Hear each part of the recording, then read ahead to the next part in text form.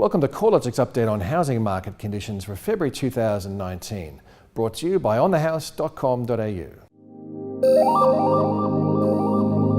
It looks like the new year has kicked off in a similar way that last year ended, with housing values broadly falling across most regions of Australia. National dwelling values were down by 1% over the month, which was the 13th monthly fall over the past 15 months. CoreLogic's National Dwelling Value Index is now down by 6.1% since the market peaked back in October 2017. The weakest housing market conditions continue to be centred in Sydney and Melbourne, where values have fallen by at least 1% on a monthly basis since November last year. Both markets have seen an acceleration in the rate of decline over the past 3 months, with the rolling quarterly falls tracking at the fastest pace since the downturn commenced. Sydney dwelling values were down by 4.5% over the 3 months ending January 2019, and Melbourne values were 4% lower. The latest results take Sydney dwelling values back to levels last seen roughly 2.5 years ago, while in Melbourne, where the market peaked 4 months later than Sydney, dwelling values are back to where they were in January 2017.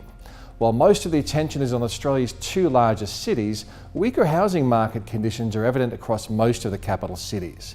Every capital, apart from Canberra, recorded a month-on-month fall in dwelling values in January, and only two capital cities, that's Hobart and Canberra, recorded a rise in values over the past 3 months. While values aren't falling across every broad region of the country, it's clear that even within the areas where values are rising, the market has lost some steam. The only regions where the annual change in dwelling values has improved relative to a year ago are Darwin, where the annual rate of decline has eased from 9.7% a year ago to 3.5%, regional Tasmania, where the annual rate of growth has risen from 4.9% to 9.2%, and regional Northern Territory, where the annual decline of 1% has improved to an increase of 1.1%. The regional markets are generally showing healthier conditions relative to the capitals. The combined regional index was down by 0.6% over the 3 months ending January, while the combined capitals index was down by 3.3% over the same period. 3 of the 7 broad rest of state regions recorded a decline in values over the past 3 months.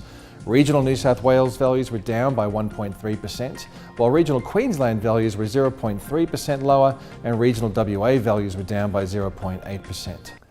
Brisbane's housing market has remained absolutely flat over the past 12 months, with a 0.1% gain in house values, helping to offset the 0.5% decline in unit values over the year. The Brisbane market has shown a consistently soft performance over the past decade, with dwelling values rising at the average annual pace of just 1.7%. With values rising at a pace that's lower than inflation and softer than wages growth, the housing market is in a much more affordable position relative to Sydney and Melbourne, where median house values remain $360,000 and $200,000 higher than Brisbane values. This relatively healthy level of affordability, as well as surging population growth and stronger rental yields, should help to keep the Brisbane housing market in a positive territory over the year. January can be a hard month to read the housing market due to low levels of activity. However, the recent trend in housing market data has generally weakened over the past 3 months, with the pace of decline accelerating across markets already in their down phase and growth generally moderating in other areas. Tight credit conditions, weakening consumer sentiment, less domestic and foreign investment, and higher levels of housing supply are the primary drivers of the worsening conditions. Advertised stock levels have started the year on a weak footing, with fewer fresh listings being added to the market, while relisted properties continue to mount up due to the slower rate of absorption. CoreLogic listings counts for January show that listing numbers are tracking 13% lower than last year for new listings across the capital cities, while total advertised stock levels are almost 16% higher. The rise in advertised stock is most pronounced in Melbourne, where total listing numbers are 34% higher than the same time last year, and in Sydney, where there's 24% more stock than a year ago. Heightened levels of available homes to purchase inevitably pushes more power back to the buyer. Buyers can negotiate harder. They can take their time in making a purchase decision, and they can be selective in finding a home that's right for their budget and for their lifestyle. Vendors are clearly facing more challenging selling conditions. Vendor discounting rates across the combined capitals have increased to a median level of 6.1% over the 3 months ending January, up from 4.7% at the same time last year, and the median selling time has risen to 44 days, up from 37 days a year ago.